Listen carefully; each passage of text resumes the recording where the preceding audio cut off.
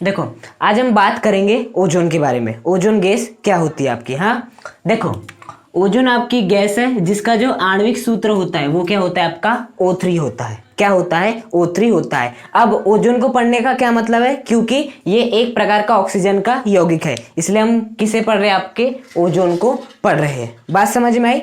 अब सबसे पहले देखेंगे ये जो आपका ओजोन है उसकी हम संरचना का क्या करेंगे, अध्ययन करेंगे। हाँ तो देखो O3 मतलब कितने ऑक्सीजन होंगे, 3 ऑक्सीजन होंगे। तो पहला O यहाँ पर रख लेते, दूसरा O यहाँ पर रख लेते और तीसरा O यहाँ पर रख लेते।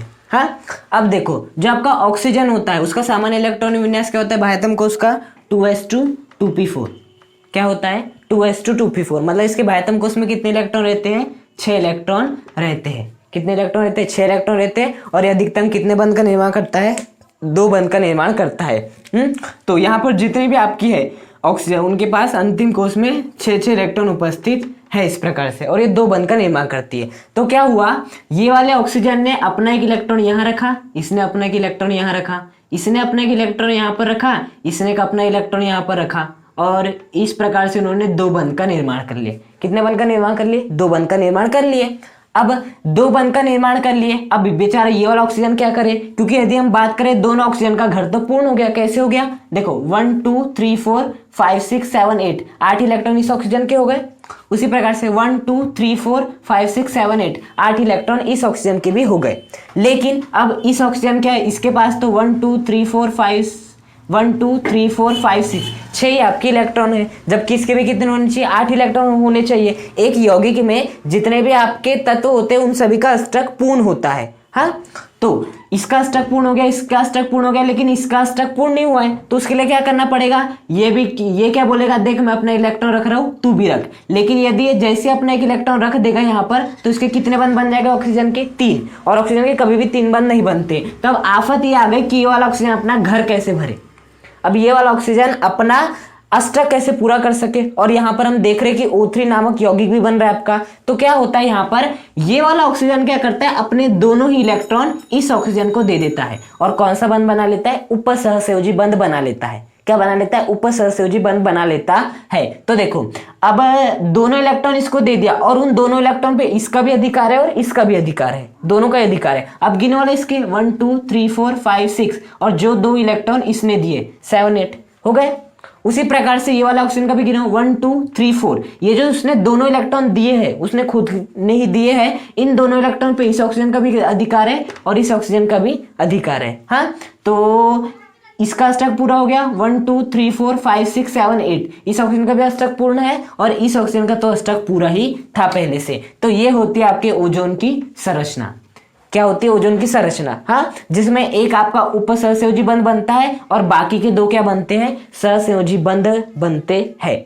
हाँ देखो इस ऑक्सीजन ने अपने दोनों इलेक्ट्रॉन इस ऑक्सीजन को दिया है, इसके कारण इस पे क्या उत्पन्न हो जाएगा, पार्श्व पॉजिटिव, और इस पे क्या उत्पन्न हो जाएगा, आपका पार्श्व निगेटिव उत्पन्न हो जाएगा। क्या उत्पन्न हो जाएगा, पार्श्व निगेटिव उत्पन्न हो जाएगा। तो इस प्रकार से आपकी किसकी संरचना होती है, O3 की संरचना होती है। हाँ अब यदि हम मान लेते हैं कि जो आपका ये वाले ऑक्सीजन ने डबल बॉन्ड बनाया और अपने आप को स्थायी कर लिया। अब ऐसा ना करते, हम क्या कर लेते हैं, ये वाला एक ऑक्सीजन इस दूसरे वाले ऑक्सीजन के साथ क्या कर लेता है, डबल बॉन्ड बना सकता है ना। ऐसा जो जरूर थोड़ा ना कि वो इसी के यही वाले ऑक्सीजन के साथ बनाए, वो इस ऑक्सीजन के साथ भी 2 बंध बना सकता है, और जो एक उपसहसंयोजी बंध बनाएगा वो इस ऑक्सीजन के साथ बनाएगा। ऐसा भी तो हो सकता है ना आपका।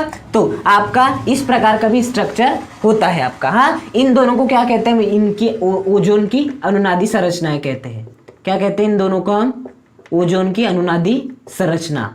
क्या कहते हैं, इन दोनों को ओजोन की अनुनादी संरचना कहते हैं। हाँ देखो बात क्या थी, हमें 3 ऑक्सीजन को इस प्रकार से व्यवस्थित करना था कि सभी का क्या हो जाए, अष्टक पूरा हो जाए, 8 इलेक्ट्रॉन पूरे हो जाए। तो 8 इलेक्ट्रॉन पूरे करने के लिए हमने ऑक्सीजन को इस प्रकार से व्यवस्थित कर दिए। अब इसके पास 6 इलेक्ट्रॉन थे, इसके पास भी 6 इलेक्ट्रॉन थे, इसके भी पास 6 इलेक्ट्रॉन थे। तो इसने अपने 2 इलेक्ट्रॉन यहाँ रखा, इसने अपने 2 इलेक्ट्रॉन यहाँ पर रखा, और दोनों ने द्विआबंध बना लिया, और इसके भी 8 इलेक्ट्रॉन पूरे हो गए, इसके भी 8 इलेक्ट्रॉन पूरे हो गए। हाँ लेकिन अब ये वाला ऑक्सीजन क्या करे, ये वाला ऑक्सीजन रखता तो एक बंध, लेकिन जैसे अपना रखता तो एक इलेक्ट्रॉन है, लेकिन जैसे ये वाला ऑक्सीजन अपना एक इलेक्ट्रॉन रखेगा तो त्रिआबंध का निर्माण हो जाएगा इसके द्वारा, और कभी भी ये नहीं होता है। तो अब तो दिक्कत आ गई कि इसे अपना घर भी पूरा करना है, ये बंध भी नहीं बन सकता, कैसे होगा। तो ये ऑक्सीजन क्या करता है, अपने दोनों इलेक्ट्रॉन, ये जो दोनों इलेक्ट्रॉन है वो इस ऑक्सीजन को क्या कर देता है, प्रदान कर देता है। इस ऑक्सीजन को प्रदान कर देता है, जिससे इसका क्या हो जाता है, इसका भी घर पूरा हो जाता है और इसका भी घर बना रहता है। इसने इलेक्ट्रॉन दिए इसलिए इसके ऊपर पार्ट्स पॉजिटिव, इसने इलेक्ट्रॉन लिए इसके लिए इस पर पार्ट्स निगेटिव। अब जो हमने केस देखे हैं, ये वाला ऑक्सीजन के साथ क्यू और डबल बॉन्ड, ये वाला ऑक्सीजन के भी तो साथ हो सकता है डबल बॉन्ड। तो हम क्या मान लेते हैं कि इस बार डबल बॉन्ड इस ऑक्सीजन के साथ बना है और जो ऊपर सहसयोजी बंध बना है वो इस ऑक्सीजन के साथ आपका बना है। तो इसके ऊपर क्या आ जाएगा, पार्ट्स पॉजिटिव। दोनों इलेक्ट्रॉन किसने लिया, आपका इस ऑक्सीजन ने, तो इसके ऊपर क्या आ जाएगा आपका पार्ट्स निगेटिव। तो ये होती है आपकी ओजोन की संरचना। इस ओजोन की संरचना में दो सहसयोजी बंध होते हैं और एक आपका उपसहसयोजी बंध होता है। हाँ, यदि यहाँ मैं बात करूं सिग्मा बंध की, तो ये हो गया आपका पहला सिग्मा बंध और ये दूसरा बंध हमेशा कौन सा बनता है, पाई बंध बनता है। दो बंधों में पहला सिग्मा होता है और दूसरा क्या होता है, पाई होता है। हाँ, अब देखना, यदि मैं बात करूं इन दोनों के अनुनाद संकर की, किसकी बात करूं, अनुनाद संकर की, तो अनुनाद संकर किस प्रकार से बन जाएगा आपका, देखना। देखो, तीन ऑक्सीजन अनुनाद संकर में क्या करते हैं, जो चीज कभी कभी आती है बंध के रूप में उसे डैश डैश से प्रदर्शित करते हैं और जो चीज चार्ज के रूप में रहती है उसे पार्ट्स पॉजिटिव पार्ट्स नेगेटिव से शो करते हैं। तो देखना, ये वाले ऑक्सीजन के ऊपर यहाँ पर भी पार्ट्स पॉजिटिव था, यहाँ पर भी क्या है, पार्ट्स पॉजिटिव है, मतलब ये वाले ऑक्सीजन के ऊपर तो पार्ट्स पॉजिटिव रहेगा ही। देखो, यहाँ पर भी आपका एक बंध बन रहा है, यहाँ पर भी आपका एक बंध बन रहा है, मतलब ये जो आपका एक बंध है वो तो बनना आपका तय है ना। यहाँ पर भी देखो एक बंध है, यहाँ पर भी आपका एक बंध है, यहाँ पर भी एक बंध है, यहाँ पर भी एक बंध है, मतलब कि ये वाले एक एक बंध तो आपके पक्के हैं। लेकिन देखो, यहाँ पर कभी आपका डबल बॉन्ड है, कभी आपका नहीं है ना। तो यहाँ पर क्या बन जाएगा, ऐसा पार्श्व, यहाँ पर कभी डबल बॉन्ड नहीं है और यहाँ पर कभी डबल बॉन्ड आ जाता है, तो यहाँ पर क्या हो जाएगा आपका पार्श्व बन जाएगा। क्या बन जाएगा, पार्श्व बन जाएगा। अब यहाँ कभी नेगेटिव नहीं है, यहाँ पर नेगेटिव है, मतलब यहाँ पर क्या आ जाएगा आपका निगेटिव आ जाएगा। यहाँ पर कभी निगेटिव है, यहाँ पर कभी निगेटिव नहीं है, तो यहाँ पर भी क्या आ जाएगा आपका निगेटिव आ जाएगा। क्या आ जाएगा, यहाँ पर निगेटिव आपका आ जाएगा। हाँ, तो इस प्रकार से ये क्या होता है, इसका अनुनाद संकर होता है। अब देखना, ये तो हो गया आपके ओजोन की संरचना, ये हो गई दोनों अनुनाद संरचना और ये हो गया इसका अनुनाद संकर। अब यहाँ पर कुछ खास बात जानना, देखो यहाँ पर आपके दो प्रकार के ध्रुवों का निर्माण हो रहा है। कितने प्रकार के, दो प्रकार के ध्रुव। अब दो प्रकार के ध्रुव क्यों, देखो ये हो गया आपका पहला ध्रुव, हाँ, प्लस माइनस से बना पहला ध्रुव, और ये हो गया आपका दूसरा ध्रुव। तो यहाँ पर किसका निर्माण हुआ है, आपके द्विध्रुव का निर्माण हुआ है। किसका निर्माण हुआ है, द्विध्रुव। द्विध्रुव मतलब दो ध्रुवों का निर्माण हुआ है। ये हो गया आपका पहला ध्रुव ये वाला, और दूसरा ध्रुव हो गया आपका ये वाला। हाँ, यहाँ पर कितने ध्रुवों का निर्माण हुआ है, दो ध्रुवों का निर्माण हुआ है। अब देखना, यदि मैं बात करूं, यहाँ पर भी कितने एकाकी इलेक्ट्रॉन युग्म है, इस ऑक्सीजन के ऊपर एक एकाकी इलेक्ट्रॉन युग्म है। यहाँ पर भी इस ऑक्सीजन के ऊपर कितने एकाकी इलेक्ट्रॉन युग्म है, एक एकाकी इलेक्ट्रॉन युग्म है। मतलब ये वाला भी जो आपका ऑक्सीजन है, इसके ऊपर भी क्या मौजूद होगा, एक एकाकी इलेक्ट्रॉन युग्म मौजूद होगा। क्या मौजूद होगा, एक एकाकी इलेक्ट्रॉन युग्म मौजूद होगा। अब देखना, यहाँ पर हम बात कर लेते हैं, ये वाला जो ऑक्सीजन है इसका संकरण क्या है। ये वाला जो ऑक्सीजन है यहाँ पर, इसका संकरण क्या है। देखो, संकरण निकालने के लिए हम क्या करते हैं, संकरण निकालने के लिए आपको करना पड़ता है लोन पेयर प्लस सिग्मा बंध। इन दोनों की क्या करनी रहती है, काउंटिंग करनी रहती है। हाँ, किसकी काउंटिंग करनी रहती है आपको, लोन पेयर प्लस सिग्मा बंध की काउंटिंग करनी रहती है। तो देखो, यदि मैं बात करूं आपके ये वाले ऑक्सीजन की बात करूं, हाँ, मतलब कि जो आपका मेन ऑक्सीजन है आपका, ये वाला जो आपका ऑक्सीजन है वो कितने सिग्मा बंध बना रहा है, वो आपका बना रहा है दो सिग्मा बंध। ये पहला सिग्मा बंध, ये आपका दूसरा सिग्मा बंध। तो सिग्मा बंध की संख्या कितनी हो गई आपकी, दो हो गई। और इसके पास लोन पेयर कितने, मतलब एकाकी इलेक्ट्रॉन युग्म कितने, एक है, एक है एकाकी इलेक्ट्रॉन युग्म। तो यहाँ पर क्या आ जाएगा, प्लस का 1। 2 + 1 कितना होता है आपका, 3 होता है 2 + 1 3। मतलब कि यहाँ पर इस ऑक्सीजन का जो संकर होगा वो क्या होगा आपका, sp2 होगा। संकर क्या होगा, sp2। 2 + 1 3, संकरण कितना होगा, sp2 होगा। और जब भी आपका संकरण sp2 होता है तो हमेशा याद रखना, जो आपका एंगल होता है वो कितने डिग्री का बनता है, 120 डिग्री का बनता है। कितना बनता है, 120 डिग्री का बनता है। लेकिन यहाँ पर क्या होने के कारण, एकाकी इलेक्ट्रॉन युग्म उपस्थित होने के कारण यहाँ पर एंगल कितना हो जाता है, 116 डिग्री हो जाता है। कितना हो जाता है, 116 डिग्री हो जाता है। 116.8 डिग्री इतना होता है एग्जैक्ट कोण इस ऑक्सीजन और इस ऑक्सीजन के बीच में। और वो भी क्यों, क्योंकि यहाँ पर क्या उपस्थित है आपका, एक एकाकी इलेक्ट्रॉन युग्म उपस्थित है। तो इतनी बात आई समझ में। और याद रखना ये वाले बंध की जो लंबाई होती है ना, वही लंबाई इस बंध की भी होती है। मतलब जो आपकी आबंध लंबाई होती है वो क्या होती है, समान होती है। क्या होती है, आबंध लंबाई समान होती है आपकी। तो बात समझ में आई। जो आपका ओजोन है उसकी संरचना इस प्रकार से रहती है। इसमें जो संकरण रहता है वो कौन सा रहता है, sp2 रहता है। जो कोण रहता है वो क्या रहता है, 116.8 डिग्री। होना चाहिए 120 डिग्री, लेकिन इस एकाकी इलेक्ट्रॉन युग्म के कारण कोण कितना रह जाता है, 116.8 डिग्री हो जाता है। और यहाँ पर कितने ध्रुवों का निर्माण होता है, 2 ध्रुवों का निर्माण होता है। और यदि मैं बात करूँ ये जो आपके बंध लंबाई होती है ये भी क्या होती है, आपस में बराबर होती है। और यदि इनकी एग्जैक्ट वैल्यू बताना चाहो तो वो कितनी होती है, 127 पिकोमीटर।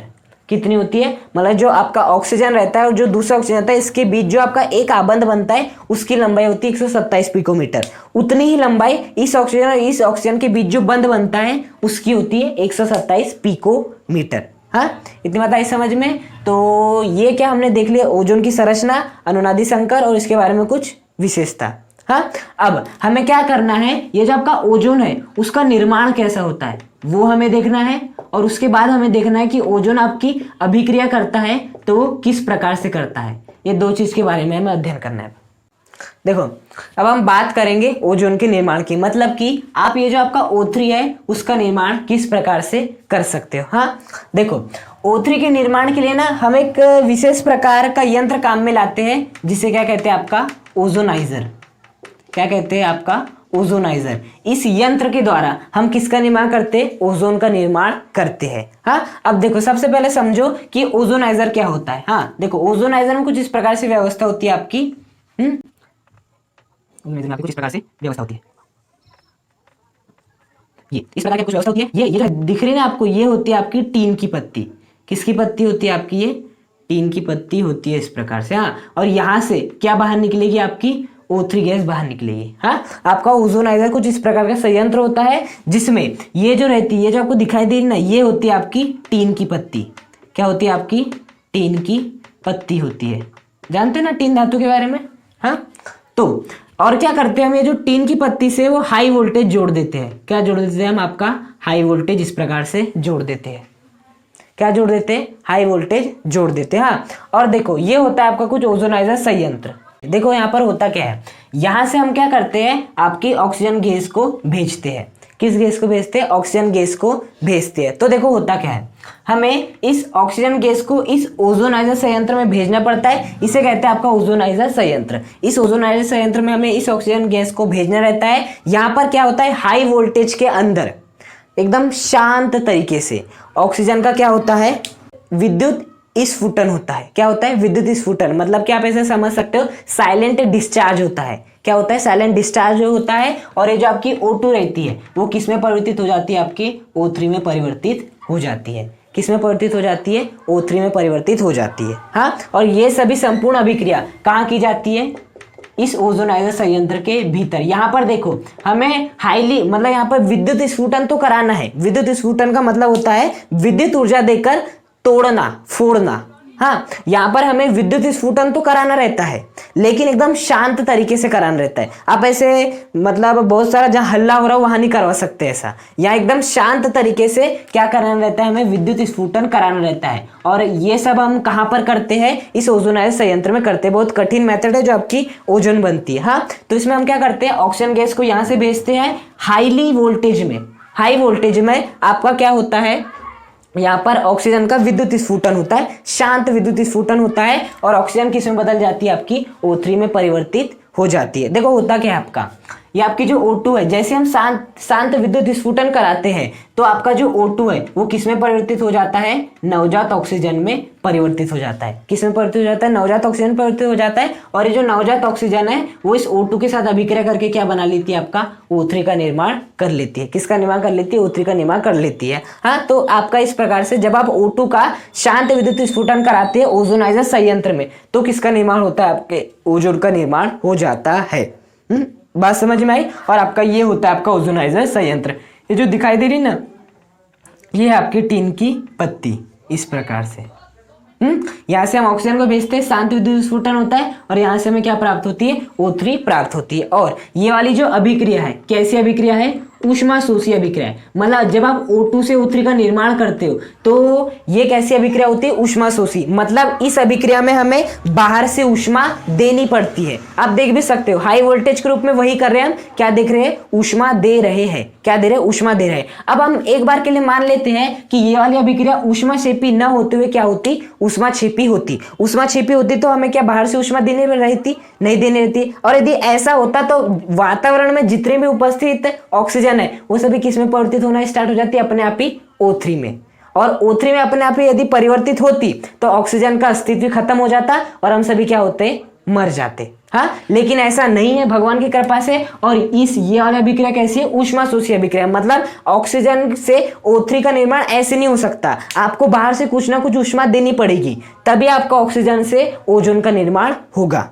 ये आपकी कैसी अभिक्रिया है? ऊष्मा शोषी अभिक्रिया होती है। मतलब इसमें बाहर से ऊष्मा देनी पड़ेगी इस अभिक्रिया के लिए। और हम ऊष्मा कैसे देते हैं? इस आपकी बैटरी के द्वारा। इस बैटरी के द्वारा हम हाई वोल्टेज देते हैं एक प्रकार से ऊष्मा के रूप में। बात है समझ में? तो इस प्रकार से हम क्या करते हैं? ओजोन का निर्माण करते हैं ओजोनाइजर संयंत्र द्वारा। हाँ, अब हम देखेंगे आपके ओजोन की अभिक्रिया कि आपका ओजोन जो कि निर्मित हो चुका है वो आपकी अभिक्रिया किस प्रकार से करता है। देखो अब हम बात करेंगे ओजोन की अभिक्रियाओं के बारे में। हाँ, देखो ओजोन की अभिक्रियाओं को देखने से पहले सबसे पहले समझो कि आपका जो ओजोन है यदि वो अभिक्रिया करता है तो किस प्रकार से टूटता है। देखो जो आपका ओजोन है ना वो टूटता है O2 प्लस इस नवजात ऑक्सीजन के रूप में। किस में टूटता है? जो आपका ओजोन रहता है O3 वो O2 में टूटता है, साथ ही साथ नवजात ऑक्सीजन के रूप में टूटता है। ये वाली जो ऑक्सीजन है ना इसे क्या कहते हैं? आपकी नवजात ऑक्सीजन। और जो नवजात ऑक्सीजन होती है वो अत्यधिक क्या होती है? क्रियाशील होती है। क्या होती है? जो नवजात ऑक्सीजन है अत्यधिक क्रियाशील होती है।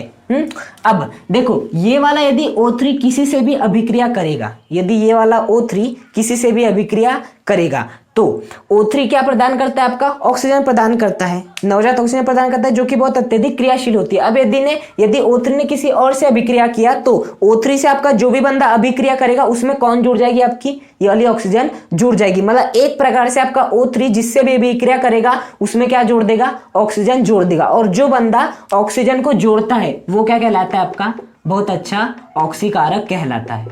क्या कहलाता है? ऑक्सीकारक। तो याद रखना जो ओजोन है ना एक बहुत ही अच्छा ऑक्सीकारक है। क्या है? एक बहुत ही अच्छा ऑक्सीकारक। बहुत अच्छा ऑक्सीकारक क्यों है? क्योंकि सामने वाले में बहुत अच्छे से क्या जोड़ सकता है? ऑक्सीजन जोड़ सकता है। तो आता है ओजोन खालिस्तान है तो आपको लिखना पड़ेगा प्रबल ऑक्सीकारक होता है। और प्रबल ऑक्सीकारक क्यों होता है? क्योंकि आपका O3 टूटता है O2 और नवजात ऑक्सीजन में। नवजात ऑक्सीजन बहुत अत्यधिक क्रियाशील होती है, किसी से भी अभिक्रिया फटाक से कर लेती है। हाँ, बहुत तेजी से कर लेती है। अब O3 से जो भी अभिक्रिया करेगा उसमें O3 फट से आपकी वाली नवजात ऑक्सीजन जोड़ देगी। नवजात ऑक्सीजन जोड़ देगी तो एक प्रकार से किसकी भांति व्यवहार करेगा? प्रबल ऑक्सीकारक की भांति व्यवहार करेगा। बात है समझ में? अब ये जो आपका O3 है मतलब ये किसी से भी अभिक्रिया करेगा तो क्या होने वाला है? आपका ऑक्सीकरण होने वाला है। ये वाला जो O3 है सामने वाले का क्या कराएगा? ऑक्सीकरण करवाएगा, क्योंकि ये खुद क्या करता है? खुद ऑक्सीकारक है इसी कारण से। हाँ, तो देखो हम सबसे पहले क्या करते हैं? O3 की जो अभिक्रिया है वो कराते हैं आपकी लेड सल्फाइड के साथ। किसके साथ कराते हैं? लेड सल्फाइड के साथ कराते हैं। हाँ, जो आपकी अभिक्रिया है O3 की अभिक्रिया सबसे पहले हम कराते हैं लेड सल्फाइड। यहाँ पर क्या होगा? आपका यहाँ पर एक प्रकार से आपका ऑक्सीकरण होगा। किसका ऑक्सीकरण होगा? ये जो PbS में जो उपस्थित है या तो आपका सल्फर का ऑक्सीकरण होगा या तो आपका Pb का ऑक्सीकरण होगा। और वो ऑक्सीकरण आपका करेगा कौन? वो ऑक्सीकरण करेगा आपका ये O3, क्योंकि अच्छा क्या है? ऑक्सीकारक है। तो देखो जैसे आप O3 की अभिक्रिया PbS से कराते हो तो किस में परिवर्तित हो जाता है? PbSO4 में परिवर्तित हो जाता है। किस में परिवर्तित हो जाता है? PbSO4। अब देखो PbS में क्या जुड़ी है? आपकी ऑक्सीजन जुड़ी है। और जब भी किसी भी यौगिक में ऑक्सीजन जुड़ती है तो उसका क्या होता है? ऑक्सीकरण होता है। ऑक्सीकरण का मतलब होता है ऑक्सीजन का जुड़ना। इस PbS में क्या जुड़ी है? ऑक्सीजन जुड़ी है। मतलब इस PbS का क्या हुआ है? ऑक्सीकरण हुआ है। और किसने किया है ऑक्सीकरण? इस ओजोन ने किया। मतलब इस ओजोन ने इस PbS का क्या कर दिया? आपका ऑक्सीकरण कर दिया। अब वो कैसे समझ में आया? क्योंकि इस O3 ने इस PbS में क्या जोड़ दिया? आपके ऑक्सीजन को जोड़ दिया, PbSO4 बन गया। इसका मतलब आपका ओजोन ने PbS का क्या कर दिया? ऑक्सीकरण कर दिया। हाँ, अब देखो सेकंड अभिक्रिया हम O3 की अभिक्रिया कराएंगे आपके FeS से। किससे कराएंगे? आपके FeS नहीं, FeSO4। ये जो आपकी O3 की अभिक्रिया है वो कराएंगे हम FeSO4 से। हाँ, तो देखना यहाँ पर FeSO4 को ध्यान से देखो। FeSO4 में Fe की ऑक्सीकरण अवस्था कितनी है वो देखो। देखो FeSO4 में यदि मैं बात करूं, हम मान लेते हैं जो आपका Fe है उसकी ऑक्सीकरण अवस्था कितनी है आपकी X है, उसकी ऑक्सीकरण अवस्था कितनी आपकी X है, प्लस एक SO4 के ऊपर कितना चार्ज रहता है आपका -2 रहता है। एक SO4 के ऊपर पढ़े होंगे ना कभी भी, SO4 हमेशा 2- के रूप में रहता है। हाँ, तो आपका SO4 के ऊपर -2 है, Fe के हमने X मान लिए, इन सब पूर्ण के ऊपर कितना चार्ज है आपका 0 चार्ज है, तो X + -2 बराबर 0। -2 इधर आएगा तो क्या हो जाएगा +2 आ जाएगा। हाँ, मतलब कि इस Fe पर जो चार्ज है वो कितना है आपका +2 है। अब ये वाला जो O3 है वो इस FeSO4 का क्या करने वाला है, ऑक्सीकरण करने वाला है। ऑक्सीकरण करने का मतलब होता है तो ऑक्सीजन को जोड़ना, हाइड्रोजन को निकालना या ऑक्सीकरण अवस्था में वृद्धि कर देना। तो यहाँ पर होता यही है, यहाँ पर आपका क्या होता है, ये जो आपका O3 है या भी यहाँ पर किस ऑक्सीकरण अवस्था में 2+, यहाँ पर O3 इसकी किस ऑक्सीकरण अवस्था में परिवर्तित कर देता है, +3 ऑक्सीकरण अवस्था में परिवर्तित कर देता है। देखो +2 से कितनी हो गई, +3 हो गई है। तो जब भी आपका ओजोन FeSO4 से अभिक्रिया करता है तो इस प्रकार का यौगिक बनाता है जिसमें कि ऑक्सीकरण अवस्था क्या रहती है आपकी +3 होती है। क्या होती है, +3 होती है। हाँ, अब देखना तीसरा अभिक्रिया, हम इस O3 की अभिक्रिया कराएंगे आपके पोटेशियम आयोडाइड से। किससे कराएंगे, पोटेशियम आयोडाइड से कराएंगे। हाँ, तो पोटेशियम आयोडाइड किस में परिवर्तित हो जाएगा, I2 में परिवर्तित हो जाएगा। हाँ, अब देखो यहाँ पर आपके इस O3 ने इस Ki का क्या कराया है, ऑक्सीकरण करवाया है। अब कैसे करवाया है वो देखो। देखो आपके पोटेशियम पे कितना रहता है +1 और आयोडीन पे कितना रहता है -1। हाँ, मतलब यहाँ पर आयोडीन की ऑक्सीकरण अवस्था कितनी है, -1 है। हाँ, जैसे कि आपने कहीं भी लिखा रहता है ना F2O2 आपका Cl2, इसका मतलब ये होता है कि उनके ऊपर जो ऑक्सीकरण अवस्था होती है वो कितनी होती है आपकी 0 होती है। कितनी होती है, 0 होती है। तो इस I2 पर भी ऑक्सीकरण अवस्था कितनी होगी, 0 होगी। तो देखो यहाँ पर इस Ki में I की ऑक्सीकरण अवस्था कितनी थी, -1, यहाँ पर कितनी हो गई आपकी 0 हो गई। मतलब ऑक्सीकरण अवस्था कहाँ से कहाँ जा रही है, -1 से 0 जा रही है। -1 से 0 जा रही है, इसका मतलब क्या होता है, ऑक्सीकरण अवस्था बढ़ रही है। -1 बड़ा होता है या 0 बड़ा होता है, आपका 0 बड़ा होता है। मतलब कि यहाँ पर ऑक्सीकरण -1 से 0 हो रही है, -1 से 0 हो रही है, मतलब ऑक्सीकरण अवस्था बढ़ रही है। हाँ, तो जब आपका O3 Ki से अभिक्रिया करते हैं तो किसका निर्माण होता है, वो I2 का निर्माण होता है। और इन तीनों ही अभिक्रियाओं में ओजोन ने किसकी भांति कार्य किया, ऑक्सीकारक की भांति कार्य किया है। ऑक्सीकरण अवस्था या ऑक्सीजन को जोड़ने का क्या किया है, काम किया है। हाँ, देखो जो आपकी नेक्स्ट अभिक्रिया है O3 की अभिक्रिया आपको किससे करानी है, किससे करानी है, O3 की अभिक्रिया SnCl2 से। तो क्या होगा, ओजोन एक अच्छा ऑक्सीकारक है, तो फिर से जो आपका O3 रहेगा इस SnCl2 का क्या कर देगा, ऑक्सीकरण कर देगा। हाँ, और ऑक्सीकरण करने का अर्थ क्या होता है, ऑक्सीजन को जोड़ना, ऑक्सीकरण अवस्था को बढ़ाना या हाइड्रोजन को निकालना। हाँ, तो देखो यहाँ पर होता क्या है, जैसे आपका ओजोन SnCl2 के साथ अभिक्रिया करता है तो ये किस में परिवर्तित हो जाता है, SnCl4 में परिवर्तित हो जाता है। हाँ, अब देखो SnCl4, यदि मैं बात करूं SnCl2 की ऑक्सीकरण अवस्था की, तो यहाँ पर देखना हम क्या मान लेते हैं, Sn की जो ऑक्सीकरण अवस्था है वो कितनी मान लेते हैं, X मान लेते हैं। एक Cl की ऑक्सीकरण अवस्था कितनी रहती है, -1, 2 की कितनी हो जाएगी, -2, संपूर्ण के ऊपर कितना चार्ज है, 0, तो x -2 बराबर 0, तो x की वैल्यू कितनी आ जाएगी आपकी +2। मतलब यहाँ पर जो आपकी Sn की जो ऑक्सीकरण अवस्था है वो कितनी आपकी +2 है, +2 है। लेकिन यदि मैं यहाँ पर बात करूँ तो Sn की क्या मान लेते हैं, x मान लेते हैं।